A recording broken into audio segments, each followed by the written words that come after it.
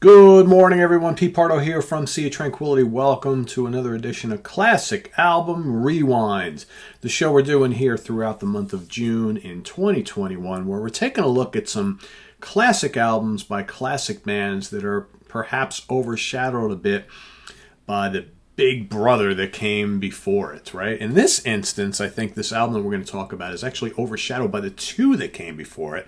We're talking about Goat's Head Soup, released August 31st, 1973, recorded at Dynamic Sound in Kingston, Jamaica, Village Recorders in Los Angeles, California, and Island Records in London, produced by Jimmy Miller and released on Rolling Stones Records.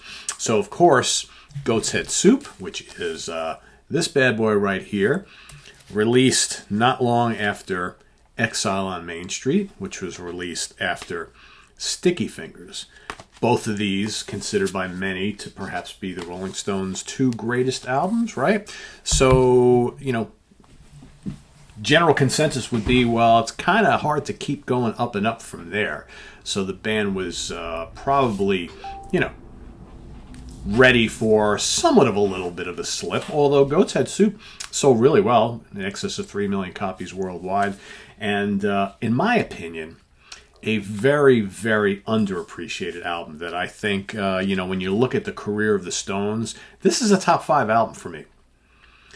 After, Let It Bleed and Sticky Fingers and Exile, it's not that far behind, in my opinion. I think that there's some great songs on this album. It's a fun album to listen to. And yeah, while it may not have the, drop dead out and out classics that those albums that I just mentioned have, I think it holds up really well on its own as a classic album in its own right. And I sometimes wonder if it wasn't for the greatness of these albums, would we be looking at this album as the real classic that it actually is? Yeah, it's overshadowed by them. Totally get it. But I think this stands on its own as a great, great Rolling Stones album. So let's take a look at the album. So, of course, this is what many consider the kind of classic lineup of the band. All right, not the longest lasting lineup of the band, but this is the early 70s lineup that produced, so many great songs. Of course, Mick Jagger on vocals and, occasional guitars and things like that, harmonica, a little bit of piano. We got Keith Richards on guitars, lead and backing vocals. Mick Taylor, okay, on electric guitar, backing vocals, a little bit of bass he plays here and there on the album. You got Bill Wyman, of course, longtime bassist for the band, and Charlie Watts on drums, with the help from a lot of people. Nicky Hopkins plays piano on a good chunk of the album. Billy Preston, piano and clavinet. Ian Stewart on piano. Bobby Keys, saxophone. Jim Horn on sax. Chuck Finley on trumpet. Jim Price, horns. Nicky Harrison, string arrangements. Anthony Rebop Kwakuba, all right, of course, from Traffic on percussion. Pascal Nicholas Rakovic on percussion, and Jimmy Miller, the producer, did a little percussion on the album as well. So kicking off, first track, side A of the vinyl, first track of the CD, Dancin', Dancin', Dancin' with Mr. D. Awesome, funky hard rock song. I think this is this is one of those tunes you just can't help but get on your feet and move about. Just an intense track. Definitely a favorite Rolling Stones song for me. Dancing with Mr. D kicks things off, and it kind of sets the tone for the whole album. From there, you've got the equally funky 100 Years Ago, with that great clavinet from Billy Preston, and some just sizzling lead guitar work from Mick Taylor, who, for my money, Mick Taylor, I thought, was a little underutilized on Exile. I think that's more like a Keith Richards album, whereas I think that Mick Taylor is all over this album. And 100 Years Ago, man, great stuff. Great stuff. Great chorus, great vocals from Jagger. And again, those, very melodic, tasty solos from Taylor all the way through to the end of the song. Then you've got the lovely "Coming Down Again." Great lead vocal from Keith on that one. I always like, Keith usually gets one, occasionally two lead vocals on a Rolling Stones album, and he usually nails it. I think Coming Down Again is a good underrated track from the band with him on vocals. Really good song there. From there, go into more kind of funky hard rock territory with Do Do Do Do Do Do Heartbreaker. I mean, just such a great song. It's got love the horns on it. It's just big and upbeat and ballsy, and Jagger's vocals are absolutely terrific on this song. Another standout track from the album. And then, of course, you have the one big, huge hit from this album, which, of course, is Angie.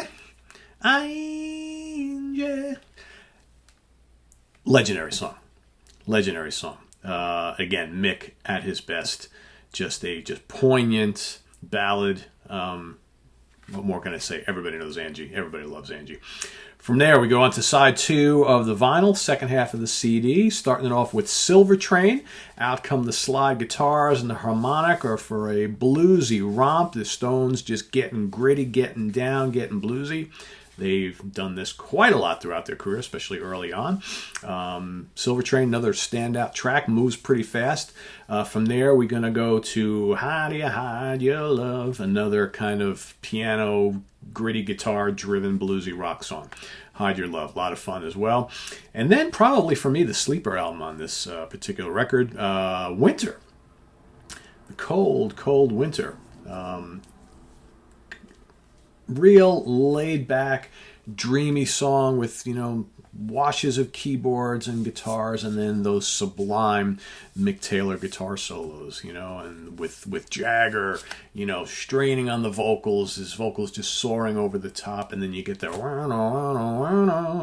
lovely, lovely guitar work from Mick Taylor on this song. Another one of those, I think, when you look at the career of the Stones, and specifically this era when Mick Taylor was in the band, you can actually pull out a number of those really memorable, historic Mick Taylor guitar solos. Winter's one of them. Then after that, you got Can You Hear the Music? Another really cool song. Again, a little more laid back. Side 2 is a little more laid back than side 1, I think. But still, very, very strong, just as strong. Can You Hear the Music? Another cool, catchy, kind of atmospheric rock song on the album. And then with more really good guitar work, I think, from both the guys, actually. And then finishing it off in kind of a raucous fashion, you got Star, Star. Of course, Star, fucker, Star, fucker, Star, fucker, Star. I mean, just a fun, upbeat rock song from the band. So, that's the whole album. You've got, if you get the remastered and whatnot, you get the extra tracks. You got, like, Scarlet, another cool song with, Jimmy Page guesting on lead guitar. You got All the Rage, Criss Cross, all sorts of other stuff. But I think the album holds up really well. I mean, you've got, a handful of the upbeat tracks, right? You got Dancing with Mr. D, 100 Years Ago, Heartbreaker, Do-Do-Do-Do-Do-Do-Do-Do, and Star, Star. You have the more kind of bluesy things like Silver Train, Hide Your Love. You got Winter and Can You Hear the Music, which are more kind of, atmospheric tracks. And then, of course, you got the very cool ballad, Angie. So, and Coming Down Again as well. So I think it's just a really good mix of styles, and I think it really works. And, I don't know, for me, it's like, yeah, these, to me, are probably the 2 greatest Rolling Stones albums.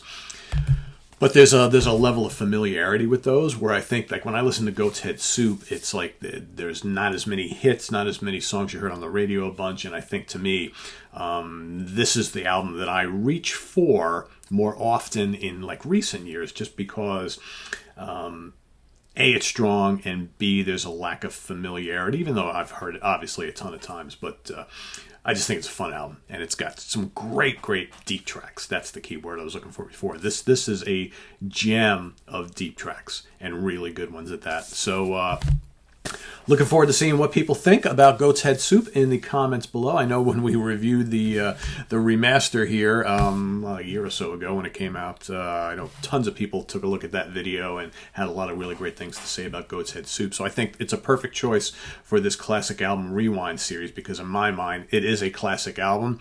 totally gets overshadowed by the couple that came before it, but I think it stacks up pretty well against them. And looking back on the career of this band, I think it's definitely one of their top releases. So this is on the web at www.seatranquility.org. We're on Facebook, we're on Twitter, of course, we're here on YouTube all the damn time. Coming up on the channel, we've got In the Prog Seat tonight, of course.